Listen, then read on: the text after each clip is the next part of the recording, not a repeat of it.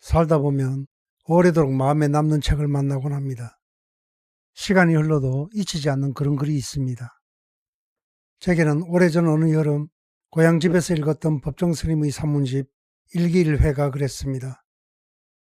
군더더기 없는 문장을 따라가다 보면 마음도 차분해지고 조용한 산사에서 차 한 잔을 마시는 듯한 평안이 찾아오곤 합니다.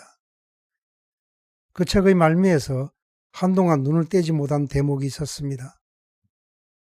누군가 이렇게 물었습니다. 스님, 죽노릇을 하는데 가장 어려운 일이 무엇입니까? 이 질문에 스님은 잠시도 망설이지 않고 대답하셨다고 했습니다. 인간관계입니다. 처음 그 답변을 읽었을 때 무척 당황했지만 이상하게도 제 마음에 오래도록 남았습니다. 그때는 왜 그런지 잘 알지 못했습니다. 출가란 세속의 인연을 끊는 일이라고 막연히 생각했기 때문입니다.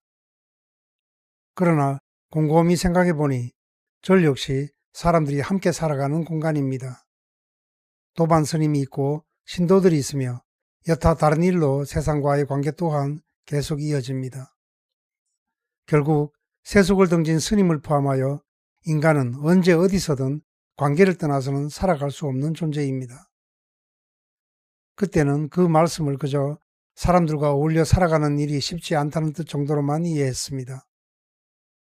하지만 시간이 흐를수록 저는 스님의 그 짧은 대답이 인간관계의 어려움 그 자체보다 왜 인간관계가 어려운가를 묻는 하나의 화두처럼 느껴지기 시작했습니다. 그 이후 사람과 부딪힐 때마다 누군가를 이해하지 못할 때마다 문득 법정 스님의 그 한마디가 떠오르곤 했습니다. 사람마다 살아온 시간과 환경이 다르고 세상을 바라보는 기준도 다르니 갈등은 어쩌면 피할 수 없는 일인지도 모릅니다. 그리고 그 갈등의 한가운데에는 종종 상식이라는 말이 자리하고 있었습니다. 우리는 흔히 많은 사람이 당연하다고 여기는 것을 상식이라 부릅니다. 하지만 그 기준은 시대와 문화, 환경에 따라 달라집니다. 내가 너무나 당연하다고 믿는 생각이 다른 사람에게는 전혀 당연하지 않을 수도 있습니다. 문제는 서로의 상식이 어긋나는 순간입니다. 그럴 때 우리는 너무 쉽게 상대방을 상식이 없다 혹은 몰상식하다고 생각하거나 아예 대놓고 그렇게 말하기도 합니다. 하지만 정작 그 사람 역시 자신의 생각이 가장 상식적이라고 믿고 있을 가능성이 큽니다. 서로 다른 상식이 부딪히는 순간 대화는 끊기고 갈등은 깊어집니다. 인간관계라는 오래된 문제에는 정답이 없는 듯합니다. 법정 스님의 그 말씀은 제게 이런 질문을 남겼습니다. 인간관계는 왜 이토록 어려운 것일까? 그러던 어느 날이었습니다. 서울 지하철 1호선 승강장에서 환승열차를 기다리던 중 게시판에 붙어있던 짧은 산문 하나를 읽었습니다. 그 글의 내용을 다 기억하지는 못하지만 한 문장은 지금도 또렷하게 남아 있습니다. 내가 생각하는 상식이라는 것이 남도 받아들일 수 있는 상식인지를 항상 고민해야 한다.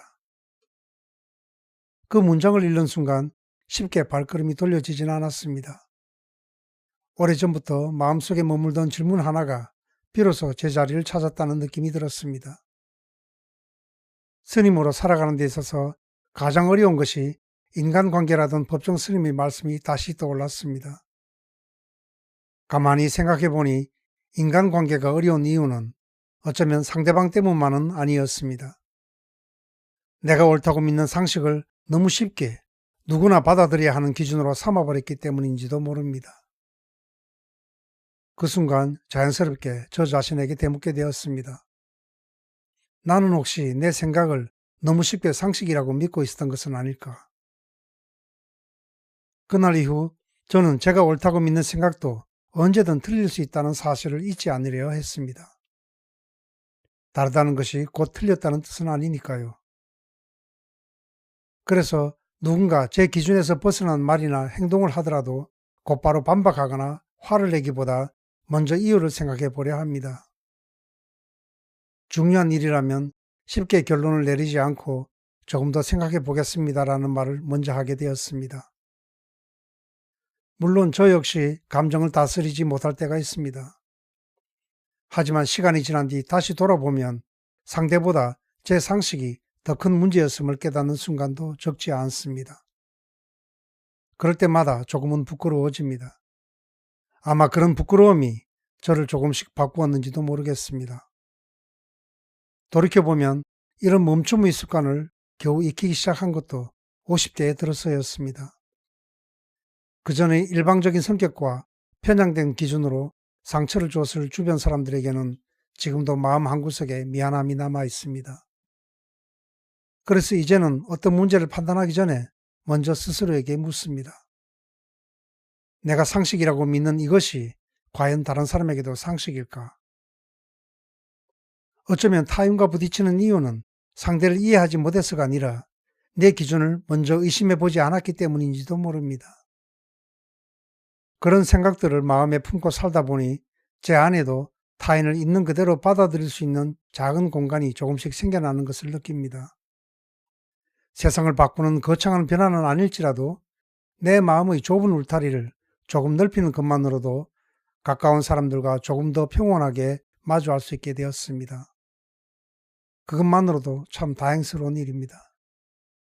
지금도 저는 쉽게 결론을 내리려 할 때마다 마음속으로 같은 질문을 되풀이합니다. 내가 상식이라고 믿는 이것이 과연 다른 사람에게도 상식일까?